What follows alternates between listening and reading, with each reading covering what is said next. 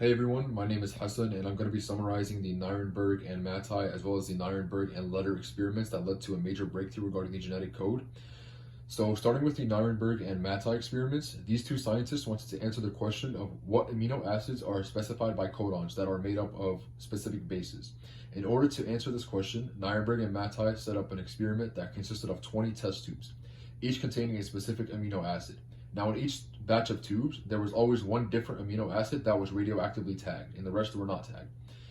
So, in step one, in this specific experiment that led to a major discovery, the radioactive or hot test tube was comprised of the amino acid phenylalanine.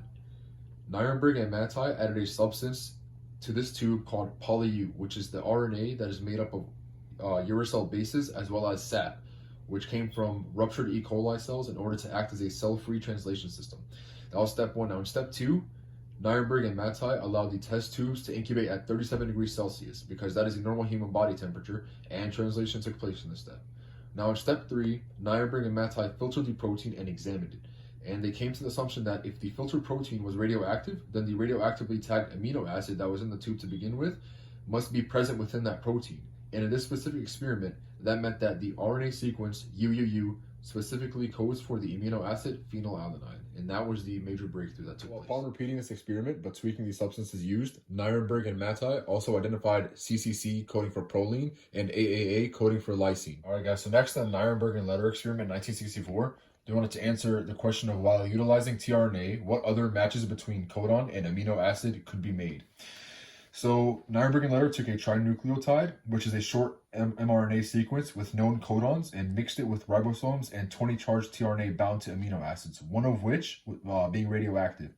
They then allowed the ribosomes to attach or bind to mRNA with tRNA. After this step, Nirenberg and Letter passed the solution through a nitrocellulose filter. This filter would cause any tRNA paired with ribosomes bound mRNA to be stopped at the filter, not allowing it through, but would let any unbound tRNA to pass. Next, Nirenberg and Letter examined the radioactivity of the filter and determined that if the radioactivity was present in the filter, that means the initial trinucleotide coded for the radioactively tagged amino acid. This method was then repeated in order to determine the remaining unidentified codons, and it was a really good method, and it gave them their answers. And at this point, all codons have been identified. If you look on the left, in 1961, Nirenberg and Matthaei came to the conclusion after conducting their experiments that UUU, this RNA sequence UUU coded for phenylalanine, CCC coded for proline, and AAA coded for lysine. Now, if you look on the right, in 1964, Nirenberg and Letter were able to determine the remaining unidentified codons.